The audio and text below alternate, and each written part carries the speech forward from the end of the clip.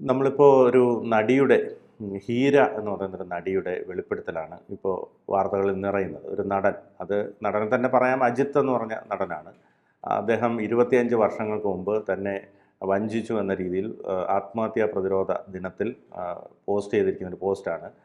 അദ്ദേഹം നടുവൊടിഞ്ഞ് കിടന്ന സമയത്ത് 1.5-2 മാസത്തോളം അദ്ദേഹത്തോടൊപ്പം പരിചരിച്ചു, മലവും മൂത്രവും ഒക്കെ എടുക്കുന്ന ആ രീതിയിൽ പരിചരിച്ചു. പക്ഷേ അതിനുശേഷം ഒരു കാര്യവുമില്ലാതെ അദ്ദേഹം നിഷ്കരണം വലിച്ചെറിഞ്ഞു എന്നാണ് ഇപ്പോൾ ഹീര വെളിപ്പെടുത്തുന്നത്. എന്താണ് അതിനെക്കുറിച്ച് പറയാനുള്ളത്? ഹീര അജിത്ത് എന്ന് പേര് പറഞ്ഞിട്ടുണ്ടെന്നാണ് പറയുന്നത്. പല മാധ്യമങ്ങളും അത് അജിത്തിൻ്റെ പേര് വെച്ച് തന്നെ പറയുന്നുണ്ട്. എന്തായാലും ഹീര മലയാളത്തിൽ നിർണയം തുടങ്ങിയ സിനിമകളിലൊക്കെ അഭിനയിച്ചിട്ടുണ്ട്. അഭിഭാഷകന്റെ കേസ് ഡയറി. അതെ. ഹീര പറഞ്ഞ പോസ്റ്റ്, ഹീര എഴുതിയിരിക്കുന്ന പോസ്റ്റ് അത് ശരിയായിരിക്കാം. പക്ഷേ ഞാനൊരിക്കലും അജിത്തിനെ കുറ്റപ്പെടുത്തില്ല. അജിത്ത് ഇവർ പറയുന്ന 25 വർഷം മുമ്പുള്ള കഥ പറയുകയാണെങ്കിൽ അന്ന് വിവാഹിതനായിരിക്കണം. വിവാഹിതനായ ഒരു പുരുഷനെ ഏതർത്ഥത്തിലാണ് ഇവർ പ്രണയിച്ചത്? അയാൾ വിവാഹം കഴിക്കുമെന്നാണോ? അങ്ങനെ ചിന്തിച്ചിട്ടായിരിക്കും. ആദ്യ ഭാര്യ ഉപേക്ഷിച്ചിട്ട് ഇവരെ സ്വീകരിക്കുമെന്ന് വിചാരിച്ചിട്ടായിരിക്കും? ഒരിക്കലുമല്ല. അജിത്ത് എന്ന് പറയുന്ന ഒരു ഹീറോയെ, ഒരു ആക്ടറെ കൂടെ അഭിനയിച്ച ആൾ പ്രണയിക്കുന്നു, ഇഷ്ടപ്പെടുന്നു, പിന്നീട് അത് പ്രണയമായി മാറുന്നു. പക്ഷെ അജിത്തിന് ഒരിക്കലും പ്രണയമുണ്ടാവില്ല. അജിത്തിന് അവരോടുള്ള അടുപ്പം ഏത് തരത്തിലാണെന്ന് ഞാൻ പറയേണ്ട കാര്യമില്ല. അത് തന്നെ അവർ പറയുന്നുണ്ട്, ഒരുപാട് ഉപയോഗിച്ചു. പിന്നീട് ആ പോസ്റ്റിൽ പറയുന്നു, വികാരം കൂടിയ സ്ത്രീയാണ്. അതെ അതെ അതെ, വികാരം കൂടിയ സ്ത്രീയാണ്, അമിത ആവേശമാണ് എന്നൊക്കെ അജിത്ത് പറയണമെങ്കിൽ അജിത്ത് ഒരിക്കലും അവരെ പ്രണയിച്ചിട്ടില്ല. പിന്നെ അജിത്ത് ആക്സിഡൻ്റായി കിടന്നപ്പോൾ ഇവർ വന്ന് സംരക്ഷിച്ചു, പരിചരിച്ചു എന്ന് പറയും. അന്ന് അജിത്തിൻ്റെ ഭാര്യയോ ബന്ധുക്കളോ ഒന്നും കൂടെ ഉണ്ടായിരുന്നില്ലേ എന്നുള്ളൊരു ചോദ്യം. രണ്ട്, അങ്ങനെ 25 വർഷങ്ങൾക്ക് മുമ്പ്, അതായത് 2000-ലാണ് സംഭവം. അതെ, അജിത്ത് 96-ലാണ് അനിയത്തി പ്രാവ്, 97-ലോ മറ്റോ അനിയത്തി പ്രാവ് വരുന്നത്. അതിനുശേഷം നിറം, എന്തായാലും ശാലിനി ആ സമയത്ത് വിവാഹം കഴിച്ചിട്ടുണ്ടാവും അല്ലേ? 2000. എനിക്ക് ശരിക്കും ഓർമ്മയില്ല. എന്തായാലും പ്രണയത്തിലായിരിക്കും. അതെ അതെ, പ്രണയത്തിലായിരിക്കും. അതെ അതെ അതെ. ആ പ്രണയമുണ്ടെന്ന് ഹീരയ്ക്ക് അറിഞ്ഞുകൂടാന്ന് വിചാരിക്കുക. ഏതർത്ഥത്തിലാണ് ആ പ്രണയം നടക്കുന്ന കാലഘട്ടത്തിൽ? ഞാൻ ഈ പുതിയ കാലഘട്ടത്തിലേക്കല്ല വരുന്നത്, 2000 കാലഘട്ടത്തിലേക്ക് വരുന്നത്. വിവാഹം കഴിക്കുന്നതിന് മുമ്പ് എന്തർത്ഥത്തിലാണ് അജിത്തിൻ്റെ കൂടെ റൂം പങ്കിട്ടത്, ശരീരം പങ്കിട്ടത്? മനസ്സിലായി? അങ്ങനെ പ്രണയമാണെങ്കിൽ അങ്ങനെ ഒരു ബന്ധം വിവാഹം കഴിഞ്ഞിട്ട് മതി എന്ന് എന്തുകൊണ്ട് ഹീര പറഞ്ഞില്ല? ഞാനൊരു അമ്മാവൻ വൈബ് വെച്ചൊന്നും സംസാരിക്കുന്നതല്ല. അത് ഈ കാലഘട്ടത്തിൽ പറയുകയാണെങ്കിൽ പറയും, അങ്ങനെ അവരൊന്ന് ജീവിച്ചാൽ എന്താ കുഴപ്പം? ഒന്നിച്ച് ജീവിച്ചാൽ കുഴപ്പമില്ലെങ്കിൽ, എനിക്ക് നിന്നെ ഇഷ്ടമല്ല എന്ന് പറഞ്ഞിട്ടുണ്ടെങ്കിൽ, അല്ലെങ്കിൽ എനിക്ക് വേണ്ട എന്ന് പറഞ്ഞിട്ടുണ്ടെങ്കിൽ, പിന്നെ 25 വർഷത്തിന് ശേഷം പോസ്റ്റ് ഇട്ടിട്ട് കാര്യമൊന്നുമില്ല. ഞാൻ ആത്മഹത്യയുടെ വക്കീലെത്തി, ശരിയായിരിക്കാം, അവർ ആത്മാർത്ഥമായിട്ട് പ്രണയിച്ചിട്ടുണ്ടാവാം, പ്രണയിക്കുന്ന ആൾക്ക് ശരീരം പങ്കിട്ടിട്ടുണ്ടാവാം, അയാൾ ചതിക്കില്ലെന്ന് വിചാരിച്ചു വേണം. അവിടെയാണ് ഞാൻ ആണിൻ്റെയും പെണ്ണിൻ്റെയും മാനസികാവസ്ഥ തമ്മിലുള്ള വ്യത്യാസം. പെണ്ണ് ചിലപ്പോൾ ഹൃദയം കൊടുക്കാം, ശരീരം കൊടുക്കാം, എല്ലാം കൊടുത്തിട്ടുണ്ടാകും. പക്ഷെ ആ പുരുഷന് അതേസമയം മറ്റൊരു പെൺകുട്ടിയുമായിട്ട് പ്രണയമുണ്ട്, അവളെ വിവാഹം കഴിക്കാൻ തീരുമാനിച്ചിട്ടുണ്ട്. ഇവിടെ ഇവളുമായി എല്ലാ അർത്ഥത്തിലും ഒന്നിച്ച് ജീവിച്ചു. അതിനുശേഷം ആക്സിഡൻ്റ് ഉണ്ടായപ്പോൾ ഞാൻ പറഞ്ഞല്ലോ, ഞാൻ അവരുടെ ആ സിൻസിയറിറ്റി ഒന്നും മറച്ചു വെക്കുന്നില്ല.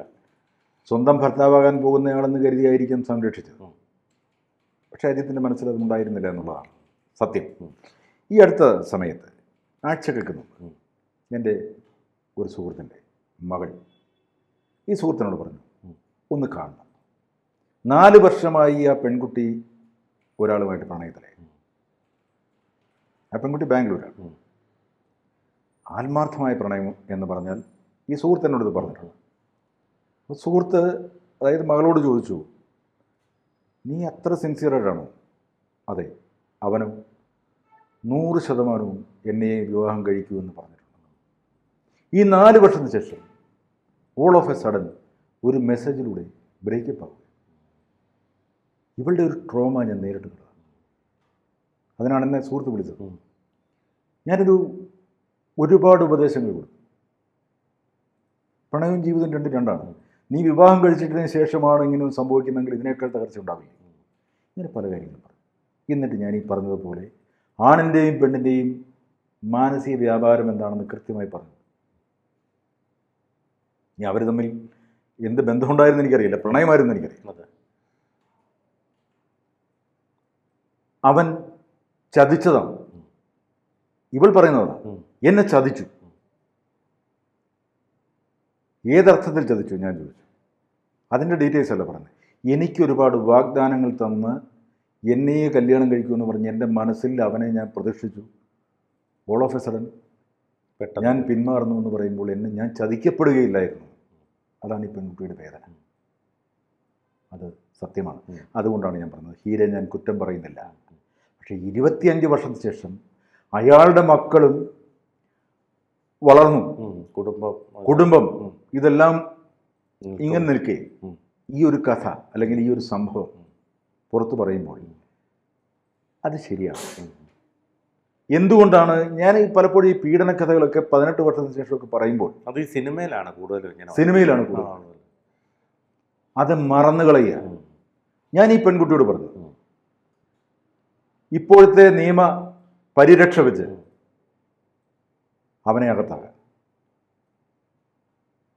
അവൾ കൈകൂപ്പിക്കൊണ്ട് പറഞ്ഞു വേണ്ട. ഞാൻ പറഞ്ഞു അതിനുള്ള എല്ലാ നിയമസഹായവും ഞാൻ ചെയ്തു തരാം. കാരണം ഞാൻ ഈ പെൺകുട്ടിയുടെ ഒരു കരച്ചിൽ അവളൊക്കെ മാനസികമായി തകർന്നു. അവരുടെ മാതാപിതാക്കൾ വിചാരിക്കുന്നത് സൂയിസൈഡ് ടെൻഡൻസി പോലും ഉണ്ടോ എന്ന് സംശയിക്കുന്നു. ഞാൻ പറഞ്ഞു വേണ്ട, വിട്ടേക്കുക. അപ്പോൾ ഞാൻ പറഞ്ഞു വിടുക എന്ന് പറഞ്ഞാൽ പിന്നീട് 6 മാസം കഴിഞ്ഞ് പോലും ഈ വിഷയത്തെക്കുറിച്ച് സംസാരിക്കരുത്, അവനെ മറന്നേക്കാം. അത് ഞാൻ കൊടുത്ത ഉപദേശം. കാരണം ഇപ്പോൾ ശിക്ഷിക്കണമെങ്കിൽ ശിക്ഷിക്കാം, നിന്നെ ചീറ്റ് ചെയ്തു എന്നുണ്ടെങ്കിൽ അതിന് ശിക്ഷ മേടിച്ചു കൊടുക്കാം. എന്നാൽ പിന്നീട് 6 മാസം 1 വർഷം അത് കഴിഞ്ഞ് പിന്നെ ഈ വിഷയം സംസാരിക്കും.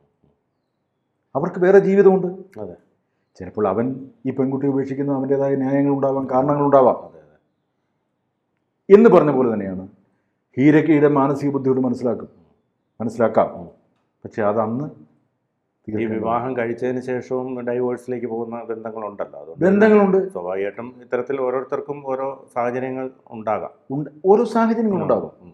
ഞാൻ ഇപ്പോഴും പറയുന്നു, പല പുരുഷന്മാരും പല സ്ത്രീകളുമായിട്ട് ഒരേ സമയം പ്രണയമുള്ളവർ. അത് പ്രണയമല്ല. ഇപ്പോൾ ചില സ്ത്രീകൾക്കും പെൺകുട്ടികൾക്കും ഉണ്ടെന്ന് പറയും. സാന്ദർഭികവശാൽ പറയുകയാണ്, മലയാള സിനിമയിലെ ഒരു നടി 3 കാമുകന്മാരുണ്ട്.